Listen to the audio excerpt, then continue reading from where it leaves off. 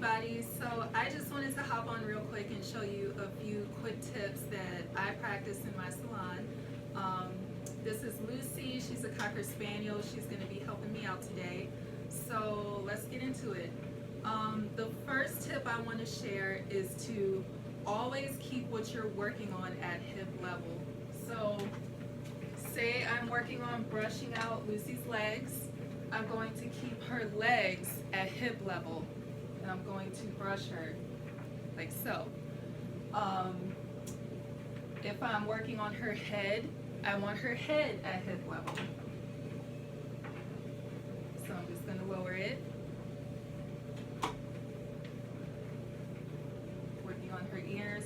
What this does is it prevents your shoulders from coming up too much into your ears, creating that tension in our shoulders that we have so much.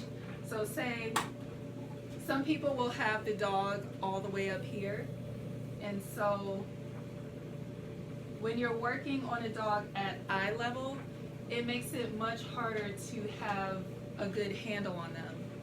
So if they start pulling, you know, you're like this, trying to keep their leg. You know, you're wincing, trying to do this. Sometimes, like, you need to see their eyes and you're cutting between the eyes, which is okay. But then if they move their head up like she's doing now you're doing this, trying to look at her eyes still. So that's why I try to keep them at hip level. Another tip I wanted to share is brushing. When you're brushing, and somebody taught me this, I used to brush like this, like just kind of all over the place, just my wrist was doing this motion, and you know, it's changed over time, but when you brush, you want to make sure your wrist is as straight as possible and you're not brushing like this, because not only is there tension here, but there's tension here as well. So just have a relaxed posture, and when you brush, just make sure you're only moving this joint up and down. So you're not moving your wrist at all. Keep your wrist straight. And the way I trained myself to do that was I wore a wrist splint for about 2 weeks to train myself to keep this wrist straight, because it kept wanting to do this. But she sees a treat on the table. I kept wanting to do this. So just keep your wrist as straight as possible when you're brushing. So those are some quick tips I wanted to share about the dog.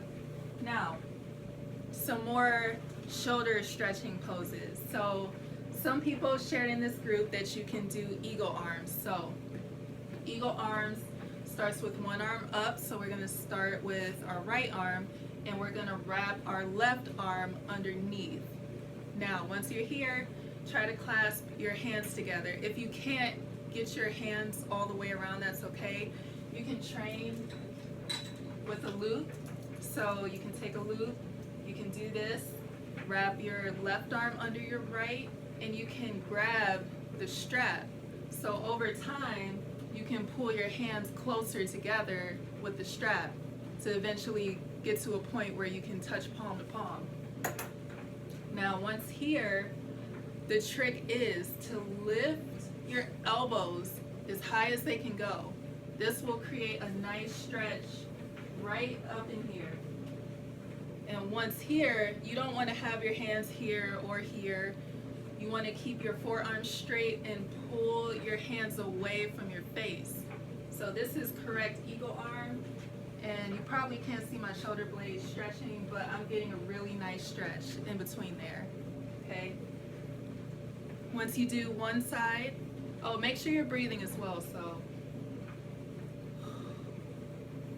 See, I just felt a bunch of muscles release just with one breath. Once you're done a few minutes in there, you switch it to the other side. Pick your elbows up. Another one of my favorite moves to do is a shoulder rinse. So in a shoulder rinse, you want to stand, feet hip width apart, and then you clasp your hands behind your back. If you cannot do this yet, same thing. Grab a grooming loop and hold it like this. And you want to pull your shoulder blades together as much as possible. And then you're going to begin to hinge from your hips It's not a folding over, it's not a dipping your head, it's a hinge from right here. You're gonna hinge forward and then try to bring your arms up as high as you can, not like pulling this before, I should say. So you see how I have the strap here. You can use this to help you, or if you have the flexibility already and you clasp your hands, you keep your hands clasped as you go forward. I'll turn around so you can see. Now this, I'm getting a wonderful stretch, not only in my hamstrings, but in between the shoulder blades as well. And you want to make sure you're breathing in that so you release more.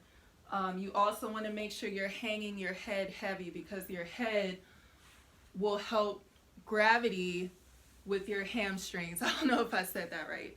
But yeah, that was a couple of quick tips I wanted to share. This is very easy to do in between dogs. If you've been brushing a doodle for a really long time, just take a few minutes, do this, do that. You have a dog sitting in conditioner, grab a loop, do a shoulder rinse. Easy.